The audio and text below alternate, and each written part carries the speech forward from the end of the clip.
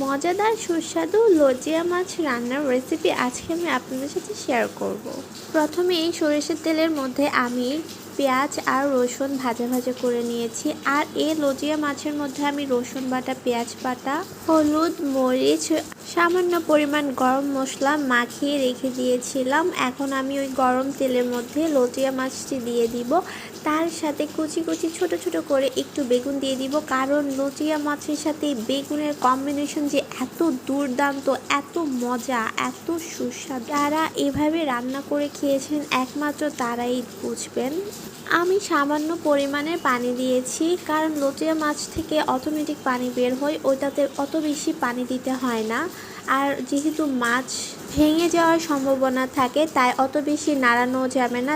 তাই আমি পরিমাণ মতো যা যা প্রয়োজন তা মাছের মধ্যে একেবারে মেখে বসিয়ে দিয়েছিলাম। আপনারা চাই এইভাবে করে লজিয়া মাছ রান্না করে খেয়ে দেখতে পারেন। আমি এতে কাঁচামরিচও দিয়েছিলাম, বাসি টমেটো ছিল না, টমেটো থাকলে আমি টমেটোও দিতাম। আর কোনো প্রকারের ঝোল থাকবে না লটিয়া মাছটাতে, যেহেতু আমরা বেগুন দিয়ে একটা খুব দুর্দান্ত একটি রেসিপি রান্না করেছি। এই রেসিপিতে কোনো পরিমাণের ঝোল থাকতে পারবে না, একেবারে শুকনা শুকনা রান্নাটা হবে।